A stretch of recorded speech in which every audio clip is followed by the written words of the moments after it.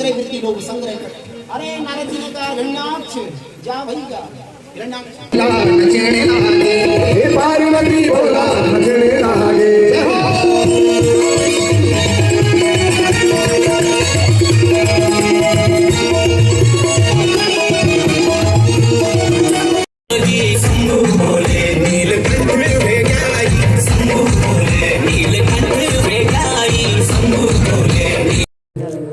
Hello दोस्तों, मेरा नाम है विनीता लिंगवाण। आप सब दोस्तों को प्यार भरा नमस्ते। मैं रहती हूँ देवभूमि उत्तराखंड के देहरादून में।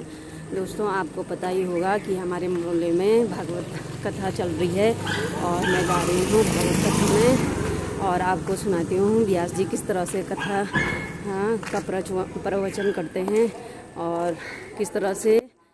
दोस्तों, मैं आपको दिखाती हूँ कि महिलाएं किस तरह से आचार्य के कीर्तन भजनों पर नृत्य करती हैं। सभी भक्तगण अपने वीडियो के साथ विनीता ब्लॉग पहाड़ी। देखिए दोस्तों, मैं जा रही हूँ भागवत कथा में और देखो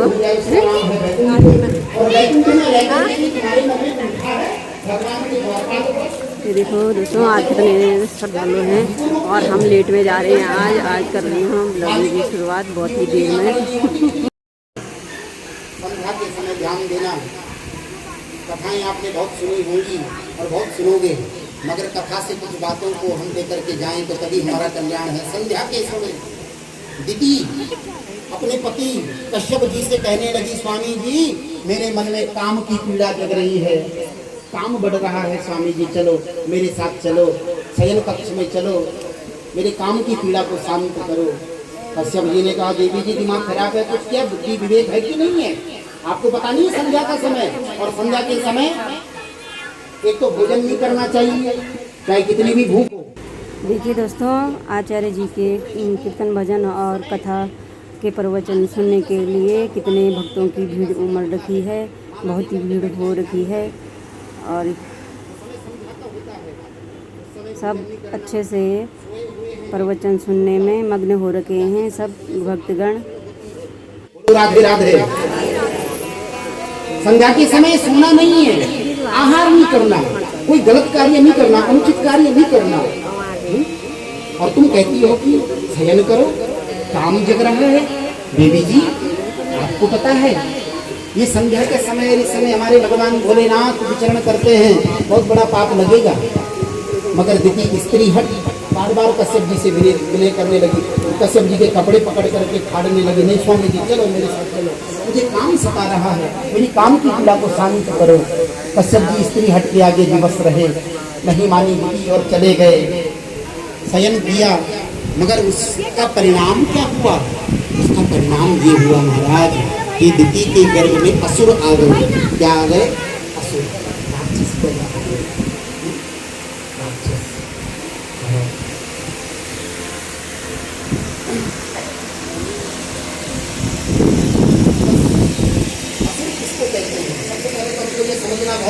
सकल डरावनी नहीं है, बहुत बढ़िया है, बहुत अच्छा मेकअप है, बहुत बढ़िया दिखते भी है, मगर अंदर से क्या है? राक्षस हैं। क्या है अंदर से? राक्षस। बोले असुर कौन है? असुसु रमन्ते इति असुरा, जो अपने प्राणों में ही रमन करे, केवल अपना पेट भरना जो जानता है, अपना पेट और अपना गेट, और गेट पर भी कुत्ते बंदे मिलेंगे। बोलो राधे राधे। कोई भीतर भी नहीं आ है, केवल अपना पेट भर जाए बस, पड़ोसी से लेना देना नहीं, कोई भूखों मरता तो मरे, गेट पर कोई मांगने के लिए आ गया तो दरवाजा तक नहीं खुलता, वो राक्षस है। और कौन राक्षस है? राक्षस मैं बताऊंगा आपको कौन है। कि मां नहीं मां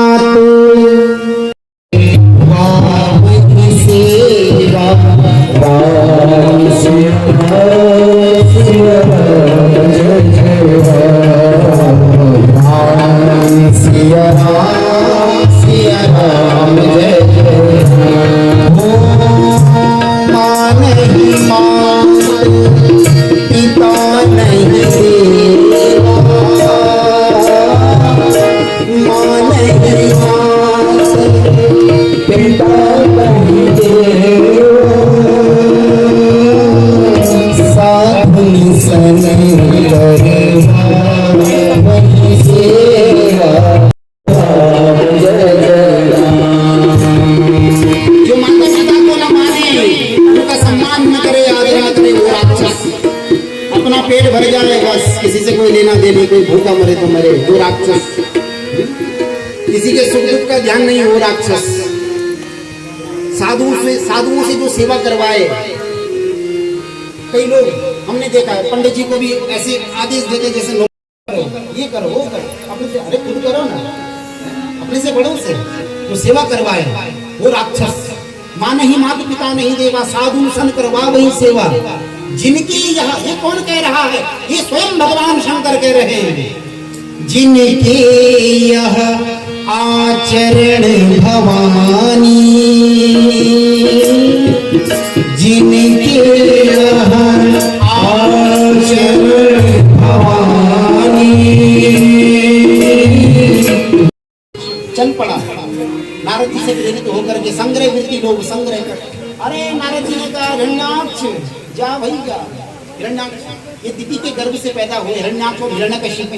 हिरण्यकशिपु चला गया तप करने के लिए, हिरण्याक्ष को भेज दिया नारद जी ने पृथ्वी को लेने के लिए, जाओ बेटा वो पृथ्वी तुम्हारे लिए बनी है, और वो नारायण वराह बन करके तुम्हारी लिए बनाई हुई पृथ्वी को लेकर के जा रहा है, जाओ। हिरण्याक्ष आया और वराह भगवान को ललकारने लगा कि ये पृथ्वी मेरी है, मेरी है, मेरी है, मुझे तो। भगवान ने कहा युद्ध करो, और भगवान वराह का और हिरण्याक्ष का युद्ध होने लगा, भयंकर युद्ध चलने लगा, उठापटकी चलने लगी। भगवान वराह ने कुछ ही देर में हिरण्याक्ष को मार डाला और पृथ्वी को लेकर के आ गए। कहाँ? ब्रह्मा जी के पास। ब्रह्मा जी ने वो पृथ्वी मनु महाराज जी को दी, और मनु महाराज जी ने उस पृथ्वी पर सुंदर ग्रहों का निर्माण करवाया, घर बनवाया, और शतरूपा के साथ में दिव्य दाम्पत्य जीवन मनु और शतरूपा का प्रारंभ हुआ है। बोलिए भक्त वत्सल भगवान की। मनु शतरूपा का दिव्य दाम्पत्य जीवन प्रारंभ हुआ है, और महाराज ऐसा दाम्पत्य जीवन ग्रस्त ने प्रवेश किया है, भगवान का नाम लेकर के, भगवान का ध्यान करके। जीवन है तेरे हवाले मुरलिया वाले,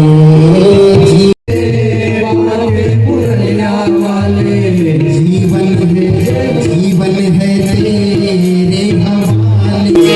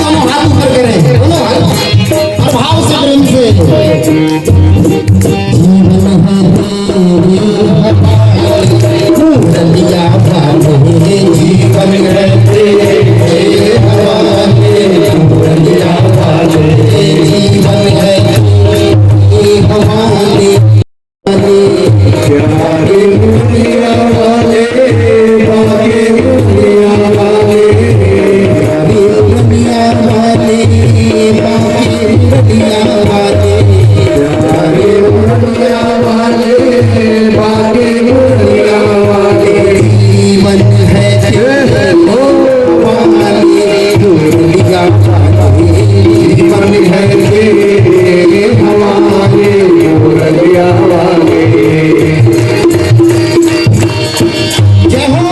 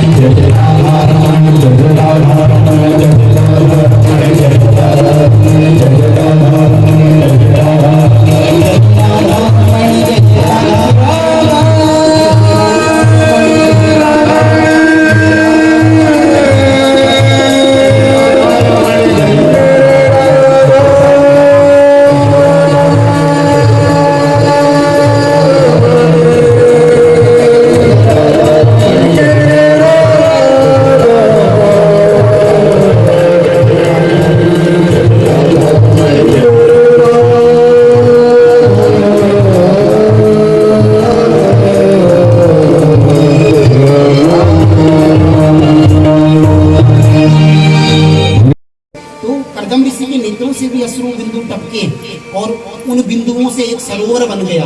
क्या बन गया? सरोवर। हाँ, उसका नाम पड़ा बिंदु सरोवर। क्या? बिंदु सरोवर। आज भी है गुजरात में। हाँ, गुजरात में जाओगे आज भी बिंदु सरोवर वहां पर, जहां कर्दम ऋषि ने तपस्या करी महाराज।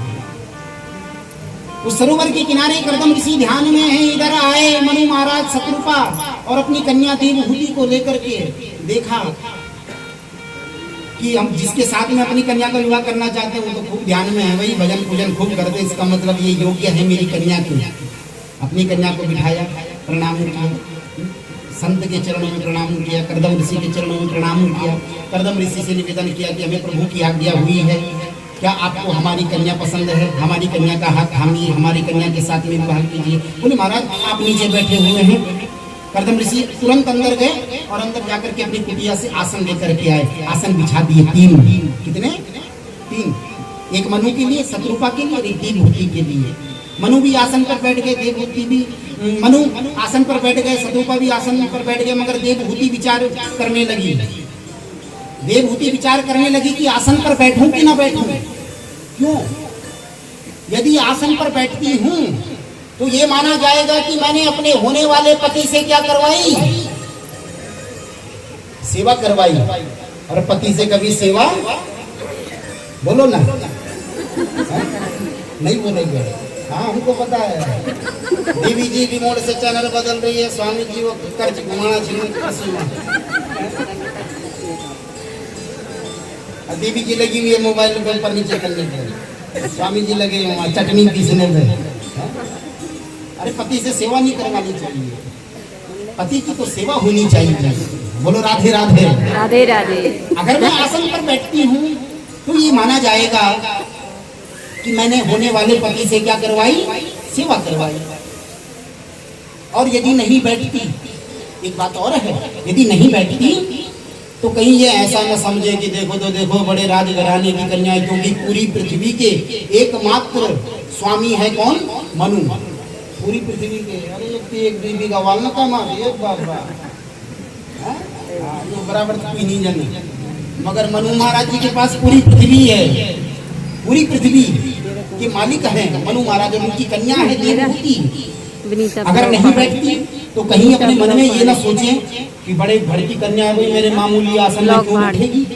तो कहीं मेरे होने वाले पति अपने मन में ऐसा विचार न करे। तो देवहूति ने क्या किया कि स्वयं जमीन पर बैठ गई। संस्कार देखिए, बड़े घर में भी है मगर संस्कार कूट करके भरे हैं। आजकल के बड़े घर में जाओ ना तो माता पिता बार बार कहते हैं नमस्कार करो पंडित जी को, नमस्कार करो, और वो बच्चे अपनी माँ को दिखाते हैं उसके। जबरदस्ती करते रहते हैं प्रणाम करने के लिए, पैर छूने के लिए। मगर यहाँ देवहूति को देखो, बड़े घर की कन्या है, आसन पर हाथ रख दिया और स्वयं भूमि पर बैठ गई कि पति का मान भी रह जाए और नियम मर्यादा का उल्लंघन भी न हो। बोलो राधे राधे। राधे राधे। ये संस्कार होते हैं, ये संस्कार है महाराज। करदम ऋषि समझ गए कि ये कन्या मेरे योग्य है। ध्यान देना, परीक्षा ली, करदम जी भी कम नहीं है, परीक्षा ली जानबूझ के, देख भी रहे कि बैठती कि नहीं बैठती। उस जमाने में भी परीक्षा होती थी कन्याओं की, आजकल भी होती है, आप लोग जानते हैं। जब कन्या लड़की देखने वाले आते हैं, लड़के वाले जब आते हैं ना, कुर्सी में बैठ के, सोफा सेट में बैठ करके पकौड़ी भी खाएंगे और लड़की को ऐसे घूर घूर के देखेंगे। गीच जबर बेटा आज गीचू बंद चाहिए, कटी परदांत के नीचे बेटी जरा हैसी की नीचे तू। हर तो वो बेचारी मुस्कुराती है, चल के दिखाओ, जरा चल के चाहिए। देवहूति संस्कारवान है, संस्कार है, कुट कुट करके भरे हुए, आसन पर नहीं बैठी है। करदम ऋषि समझ के मेरे योग्य है। मनु महाराज जी ने अपनी कन्या का हाथ लिया, पर करदम ऋषि ने कहा देखो मैं तुम्हारी कन्या को ग्रहण कर लूंगा, मगर मेरी एक शर्त है कि एक पुत्र होने के बाद मैं क्या करूंगा, संन्यास धारण करूंगा।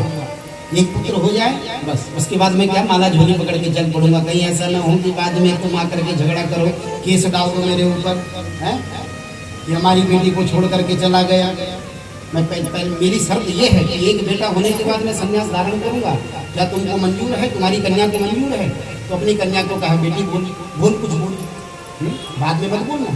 वो बेचारी कुछ न बोली, मौन रही, और मौनम स्वीकृति लक्षणम, मौन रहना स्वीकृति का लक्षण है, कुछ नहीं कहा।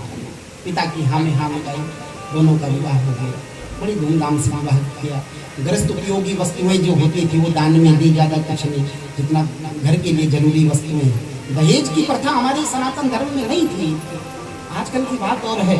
फिर भी हमारा गढ़वाल, हमारा उत्तराखंड, भाई मैं इसलिए धन्य मानता हूँ अपने उत्तराखंड को, तो यहाँ लोगों का दिल बहुत बड़ा है। बाकी और जगह देखो तोला जाता, हमारा सामान लगाया जाता, कई जगह सामान देखो कितना आया है, लोगों को बुलाया जाता, देखो हमारी बहुत इतना सामान लेकर के आई है। हमारे उत्तराखंड में इतनी बात है कि हमारे उत्तराखंड के लोग बोलते हैं हमको तो एक कपड़े में चाहिए कि कन्या, बस कोई होंगे दुष्ट प्रवृत्ति के, नहीं तो हमारे उत्तराखंड में ये दहेज का नियम नहीं है। और जो दे दिया अपनी कन्या को गृहस्थ उपयोगी वस्तु में वो दे दी, कहते हैं कि हमारे यहाँ सब कुछ है भैया, हमें तो एक कन्या चाहिए संस्कारवान बस। नहीं तो महाराज बेटी के पिता को पूछो, वो पाई पाई जब से बेटी जन्म लेती है ना, पाई पाई इकट्ठा करता है अपनी बेटी के लिए, एक पाई पाई जोड़ता है? जब से कन्या का जन्म होता है, अपनी कन्या का विवाह करूंगा, धूमधाम से करूंगा, अपनी कन्या के लिए कोई कमी नहीं रखूंगा। जब से कन्या का जन्म होता तब से लग जाता है पिता इकट्ठा करने पे, कोई कमी नहीं रखता अपनी कन्या के लिए, जोड़ता है। आज महाराज अपनी कन्या को विदा करते हुए मनु महाराज जी के नेत्र सजल हो गए। पिता कभी रोता नहीं, कितनी भी कष्ट आ जाए, मगर अपनी कन्या को जब विदा करता है ना, तो देखना अलग थलग कहीं होगा, अपने आंसुओं को छुपाता हुआ। क्यों? क्योंकि बेटी उतना पत्नी भी पति का ध्यान ही नहीं रखती जितनी एक कन्या अपने पिता का ध्यान रखती है। अपने पिता का सुख, उसका दुख सब पता होता है बेटी को, सब अपने पिता का ध्यान रखती है। आज मनु महाराज जी का हृदय भर आया, अपनी बेटी को विदा करने लगे, जाने लगे। देवहूति अपने पिता के हृदय से लग करके रोने लगी, फूट फूट करके रोने लगी। माँ ने समझाया, देखो बेटी, कन्या को तो एक दिन पराये घर में जाना ही होता है, तो रोती क्यों है? सुन, अपने पति का ध्यान रखना, अपने पति की सेवा करना, खूब सेवा करना, क्योंकि यहाँ ना तो तेरे सास हैं, ना ससुर हैं, ना देवर है, ना जेठानी है, केवल तेरा पति ही है। इसलिए अपने पति की सेवा में अपने तन मन को लगा देना। कभी अपने पति से ऊंची आवाज में बात नहीं करना। आजकल देता कोई ऐसे संस्कार, कोई संस्कार देता अपनी कन्याओं का? ऐसा कोई नहीं। बेटा कभी अपने पति का अपमान मत करना, सेवा करना, खूब शुश्रूषा करना, क्योंकि एक कन्या के ऊपर दो घरों की जिम्मेदारी होती है, अपने पिता की भी, मायके की भी और ससुराल की भी। दो घरों की जिम्मेदारी होती है कन्या पर, सुकन्या पर। महाराज अपनी कन्या को विदा करने लगे, रोने लगे, फूट फूट करके जाने लगे। देवभूति देख रही है, मेरे पिता जा रहे हैं, मेरी माँ जा रही है, रो रही है। जैसे तैसे अपने मन को समझाया और करदम ऋषि ने अपनी धर्म पत्नी का हाथ पकड़ा, चलो देवी जी ऐसे देखती रहोगे तो और दुख होगा, चलो मेरे साथ में चलो। कुटिया में लेकर के आए, बस लग गया ध्यान समाधि। कई दिनों तक सत्संग होता रहा देवभूति और करदम के बीच में। सत्संग अभी तक ग्रस्त में प्रवेश नहीं किया, कई वर्ष बीत गए। देवभूति भी तन मन से लग गई अपने पति की सेवा में, कई वर्ष बीत गए, सेवा में लगी हुई है, अपने तन का ध्यान न रखा, केसों की जटाएं बन गई पति की सेवा में। जिन केसों पर कभी बढ़िया बढ़िया क्या लगता था, शैम्पू, उस जमाने में भी रहा होगा कुछ बालों को बढ़िया करने के लिए, संवारने के लिए। जैसे हमारे गढ़वाल में भीमल होता है, तो करके लगाते हैं। उस जमाने में करते करते उनकी जटाएं बन गई, जटाएं। अपने पुत्र के चरणों में बैठ गई और कहने लगी, बेटा जरा आँख खोल, आज तुझसे मैंने कुछ पूछना है। हम आप पूछो, क्या बात है माँ? बोले बेटा सुनो, मेरे मन में एक बात है, मैंने तेरे पिता के साथ में बहुत सुखों को भोगा, कामक नाम के विमान में मैंने बहुत सुखों को भोगा, कई वर्षों तक मैंने सुख भोगा, मैं थक गई सुख भोगते भोगते, मगर अभी भी मेरी विषयों के प्रति जो लालसा है ना, वो कम नहीं हुई। ये शरीर थक गया, खाते खाते सोते सोते हम थक चुके हैं, मगर फिर भी हम चाहते हैं कि और मिले और मिले और मिले, और सुख मिले, और बढ़िया कुछ खाने को मिले, और अच्छा कुछ सोने को मिले। मैं थक चुकी हूँ बेटा, मुझे ये बताओ, मैंने बहुत भोगों को भोगा, मगर मेरे मन को तृप्ति नहीं मिली बेटा। मेरे मन को तृप्ति कैसे मिलेगी, मेरे मन को शांति कैसे मिलेगी, मेरे जीवन में पूर्णता कब आएगी? पूर्णता, मुझे अपना जीवन अपूर्ण लगता है, अपूर्ण अधूरा लगता है। बोले माँ, अब तक तुमने संसार का संग किया। क्या? संसार का संग किया।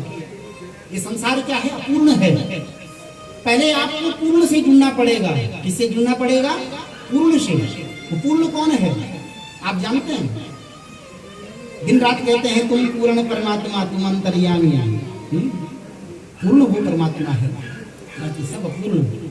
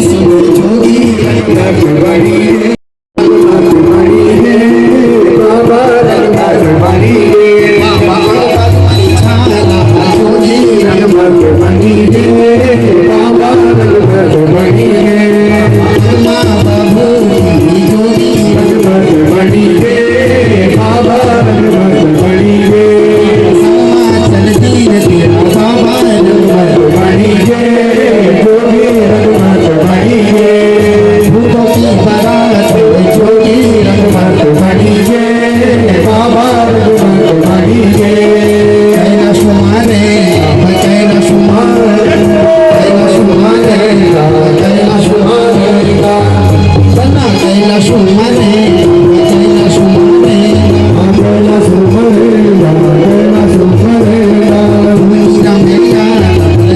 रमेया धूनी रमेया धूनी रमेया धूनी रमेया धूनी रमेया धूनी रमेया धूनी रमेया धूनी रमेया भस्मी रमेया भस्मी रमेया भस्मी रमेया भस्मी रमेया दम चलेया दम चलेया ये जुल्म चलेया ये जुल्म चलेया झूठी नमक बड़ी बाबा नमक बड़ी ये जोगी नमक बड़ी बाबा नमक बड़ी जोगी नमक बड़ी बाबा नमक बड़ी जोगी नमक बड़ी बाबा नमक बड़ी जोगी नमक बड़ी बाबा नमक बड़ी जोगी नमक बड़ी बाबा नमक बड़ी डम डम डम डम रूप बजने आए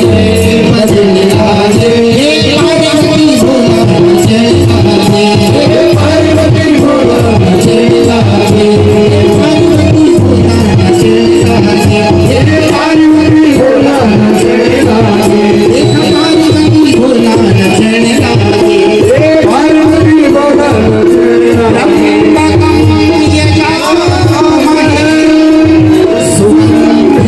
पुष्टि वर्धना उर्वारुकमिव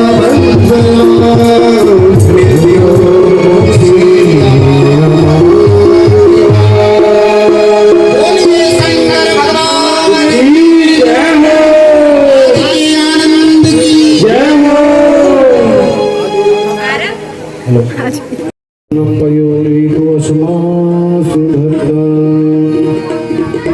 श्री भागवत भगवान की है आरती पापियों को पाप से है तारती श्री भागवत भगवान की है आरती पापियों को पाप से है तारती श्री भागवत भगवान की है आरती पापियों को पाप से है तारती श्री भागवत भगवान की है आरती पापियों को पाप से तारती अमर ग्रंथ ये मुक्ति पंथ ये पंचम वेद निराला नव ज्योति जगाने वाला ये अमर ग्रंथ ये मुक्ति पंथ ये पंचम वेद निराला नव ज्योति जगाने वाला हरि नाम यही हरि नाम यही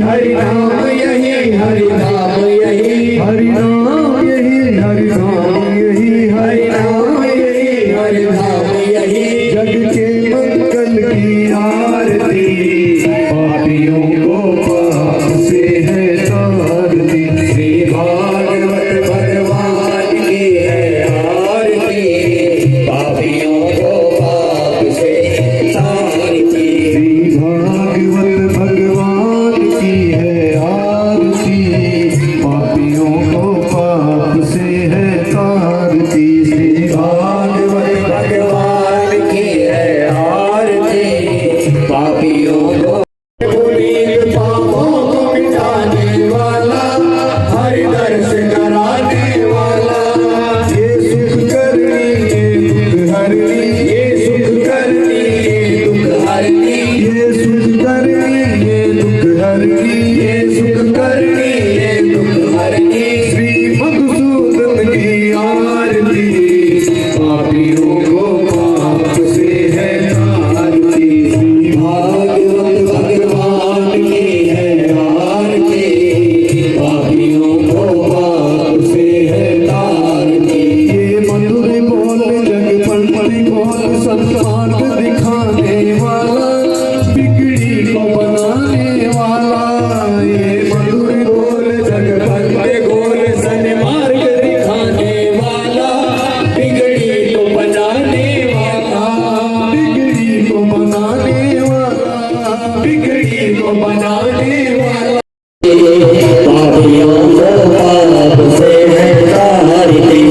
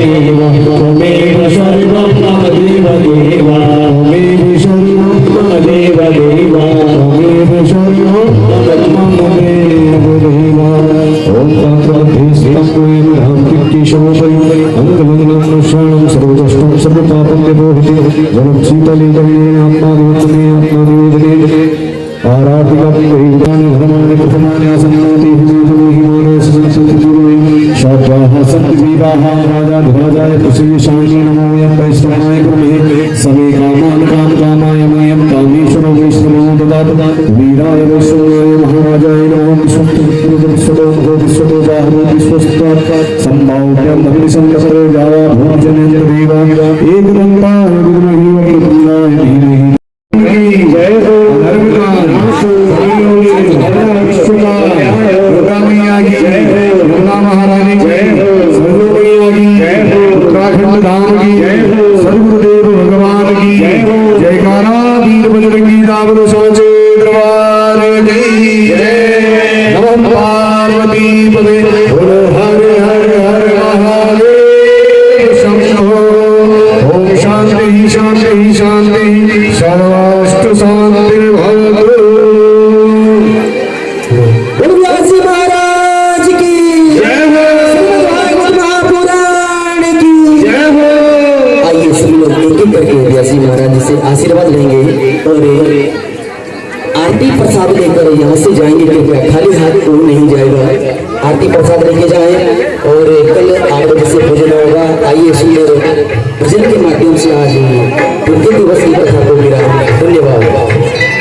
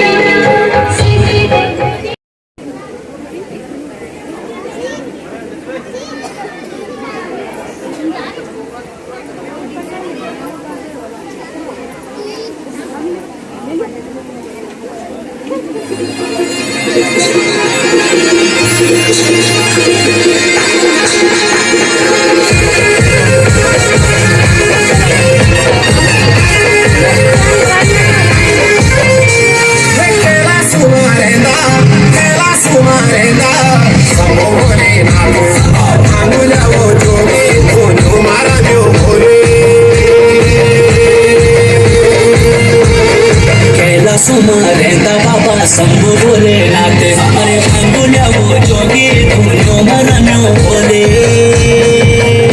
नाथ शंभु बोले नाथ शंभु बोले नाथ शंभु बोले नाथ शंभु बोले एक हाथ हमारो शंभु बोले एक हाथ त्रिशूल शंभु बोले बाबा सर्पों की माला शंभु बोले अंक गगमारी छाला शंभु बोले बाबा सर्पों की माला शंभु बोले अंक गगमारी छाला शंभु बोले नाथ शंभु बोले नाथ शंभु बोले नाथ शंभु बोले नाथ शंभु बोले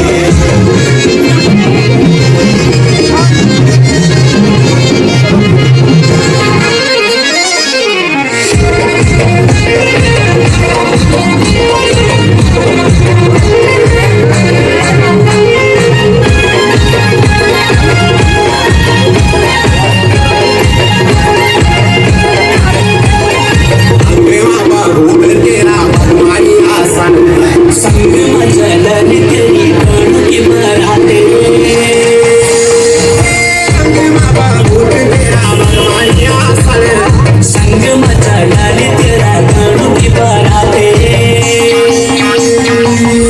सुमा तेरी बाबा गौरी रामाई लटुनु माँ तेरी बाबा गंगा जी समाई नाथ शंभु भोले नाथ शंभु भोले नाथ शंभु भोले नाथ शंभु भोले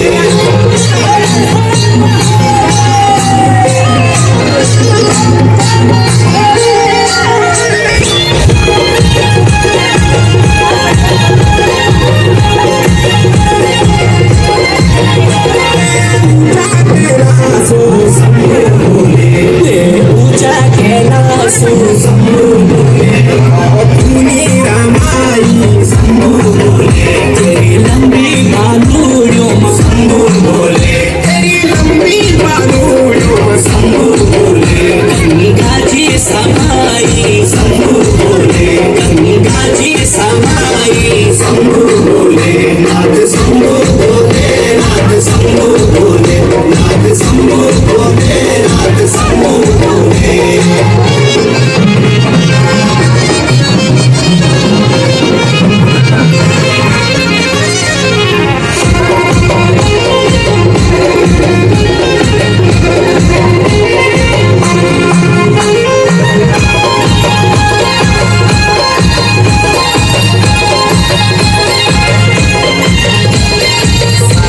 की मामा तेरा कान्हुआ झोलनी पार्वती जोगेण सेवा मरती बोली